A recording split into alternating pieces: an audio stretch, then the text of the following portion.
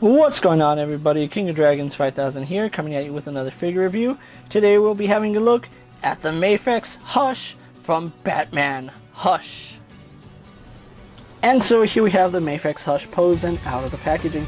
Before we take a look at the figure, let's actually run through his accessories really fast. Hush does come with 3 different head sculpts. We do get the wrapped up serious head that he has on him right now. We do get a wrapped up angry expression. And then we get a Jason Todd head. We also get several sets of hands. We do get a pair of fists. We get a pair of relaxed hands. We get a pair of style pose hands. We get a pair of trigger finger hands. We get a pair of hands for holding the batarang. Then we have a pair of hands with the batarang sculpted in. He also comes with 2 dual pistols which fit in his pistol grip hands really nicely. He does come with a batarang which fits in his batarang hand. He does come with a coin which looks really nice. It is really small, so do be careful with that. And then we do get 2 sets of chest emblems and belts. We do get one that has an H for Hush, and then we do get one that has an R for Robin. Other than that, Hush doesn't come with anything else. I feel like it was a missed opportunity that he didn't come with a Thomas Elliot head, but overall still a really nice array of accessories. So with that out of the way, guys, let's actually take a closer look at Hush. And so here we have a look at the title character Hush, and I really do like the way this figure came out. I do have some issues with him, but we'll talk about that when we get there. But overall, the look and feel of this figure is fantastic. I really do like the amount of detail that they put in his head. I do feel like it's a missed opportunity that they did not include the unbandaged head for Thomas Elliot here. That would have been a really nice inclusion, at least in my honest opinion. But I do like the sculpting here on the wraps. That's done very nicely. I like I said, I just wish that we got an unmasked Hush head. That would have been so nice. Having the scarred up Thomas Elliot head would have been really fantastic to have, but it's a missed opportunity. Really do like the head sculpt, and to be honest, it's really hard to determine which head I would rather have him posed with, because he looks really stoic here with a neutral head, and then we do get the angry expression, which is also a really good head. So yeah, very nice figure. I do like it. Having a look at his costume, it is very accurate to the comic, and it looks very good.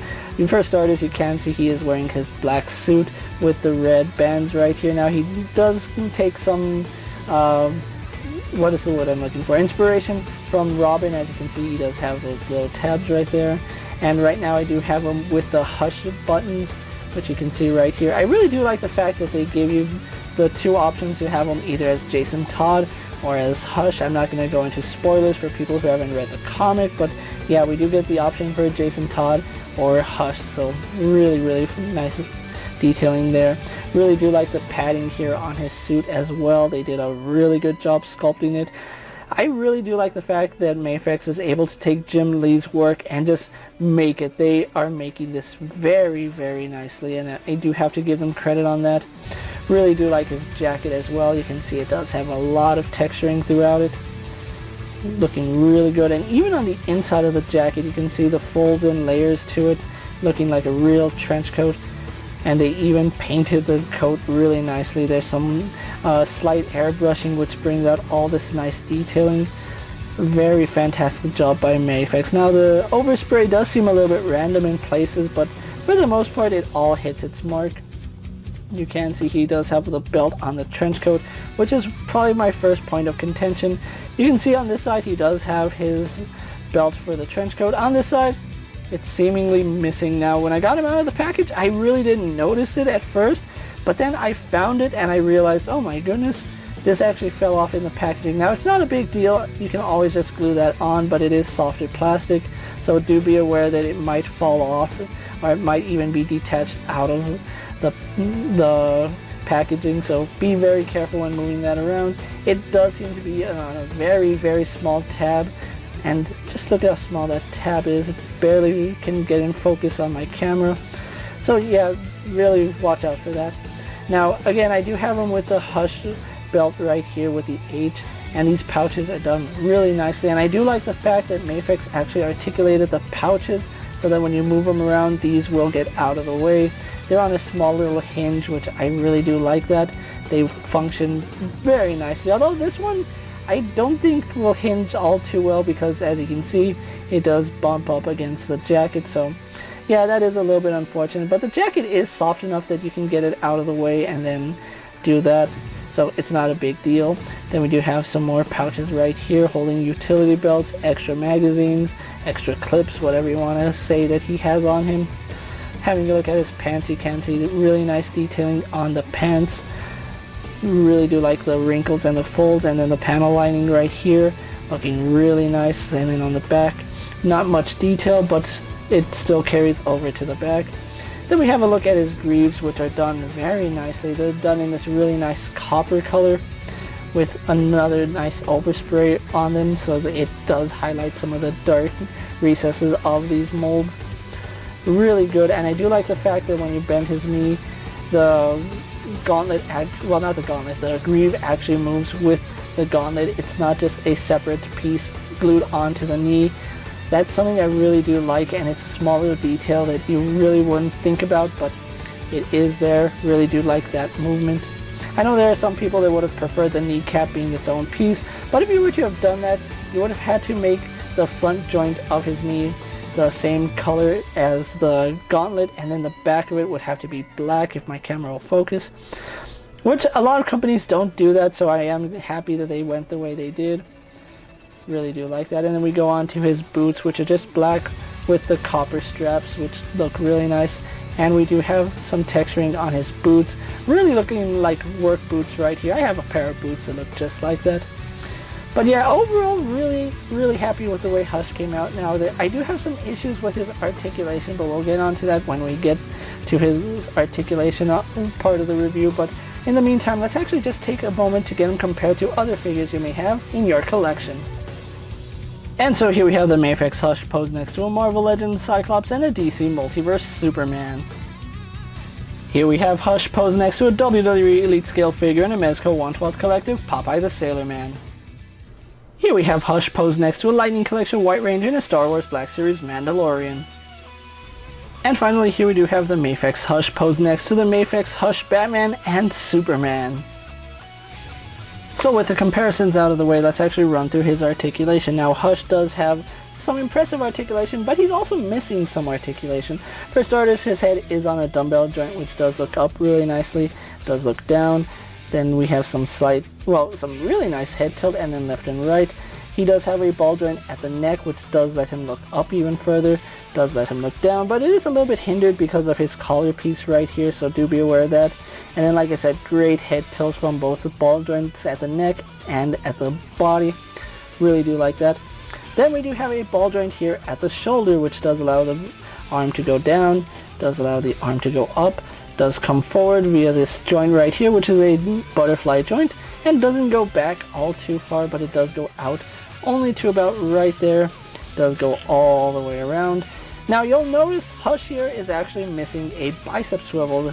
They did not include a bicep swivel for Hush, which is very unfortunate. We don't even get an elbow swivel. Well, yeah, if we don't get an elbow swivel or a shoulder swivel, all we get is just a simple ball joint going into the shoulder, which I would have liked it if it was one of those figure arts instances where the shoulder could rotate, but we don't even get that. He does have a double bend at the elbow, but unfortunately we don't get past 90 degrees. It does come up to 90, but doesn't go anywhere past that, so do be aware that Hush isn't going to be super articulated. His wrist is on a ball hinge, so it goes forward and back. Can rotate that joint to have in and out and up and down, and then we do have rotation at that peg. We do have a ball joint here at the torso, which works really nicely. Even though he does have the jacket, you can see it moves around fairly well. Goes back about that far. Doesn't go too far back because of the jacket, but comes forward to about right there. We get some really nice tilt as well as rotation. Then we get another ball joint that leans back about that far. You do gotta watch out because all his straps and belts and clips want to butt up against one another, so you gotta move those out of the way when you get them posed. But yeah, really nice articulation going forward, and of course rotation and movement at that ball joint. He does have those drop down hinges that Mafex has been using, which do go down. Coming up, unfortunately this leg is going to be a little bit hindered because of everything right here. As you can see, everything just butts up against itself, which does get a little bit annoying, but because these are on hinges, they do move out of the way, so that is one good thing. These ones unfortunately don't hinge, but they do still move. We do have rotation at the thigh as well as outward movement. Double bend at the knee. As you can see, the knee does bend really nicely, and again, really like the fact that the knee pad bends with the shin. Then we do have a ball hinge here at the foot, so it does rotate forward and back, does hinge forward and back as well. And as you can see, it doesn't move too much because the way they sculpted it. We do have a forward facing pin for rocker ankle, which you can rotate that for a true rocker ankle. And then of course we do have a toe hinge, but this is the amount of range his toe hinge has. We go from neutral to there. Might as well not have included toe articulation if that's all you're getting. So with that out of the way, guys, let's actually get Hush posed for my final thoughts, and then we'll wrap up this review. And so here we have the Mafex Batman Hush, Hush character posed for my final thoughts. And overall, I think Mafex has done a great job with this figure. Despite the fact he does have some limiting factors to him in terms of articulation, I still think Mafex knocked it out of the park with Hush. Although I would have loved to see a scarred up Thomas Elliott face. That would have been a really nice inclusion. I am glad that they included the Jason Todd parts as well, so you can recreate a scene from that instance in the comic. Now, I do know a lot of people aren't going to be too happy with the limited articulation that Hush here has, and I can see the argument that you want your figures to have super articulation, but we also got to remember that in the comic, Hush really wasn't an acrobatic character. He was more grounded, down to earth, and a lot of his movements were very stiff, so it kind of does work out with this figure. I'm not trying to make an excuse for not including all that articulation. I'm just giving you a reason on why they might have done it. I personally would have preferred having all that articulation rather than excluding it. Even a swivel at the shoulder would have been nice than no bicep swivel, but overall, Hush here is still a very solid figure, and the detailing on him is nice. He comes with just enough accessories that you would be happy, and I think it's a figure well worth anybody's collection if you're a fan of Batman, especially the Hush storyline, which is one of the best Batman stories out there.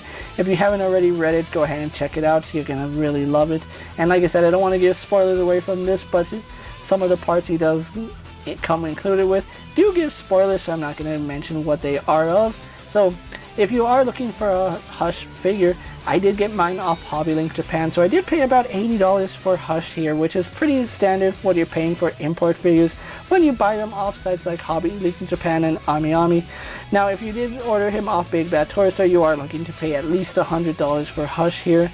Now, I'm not saying that I didn't pay $100 for Hush. I actually got him imported really fast, so the amount did kind of balance itself out. I did pay about $100 for Hush, which is pretty standard for a Mafex figure, but if you really do like Hush and you want him on your shelf, I really recommend you pick him up.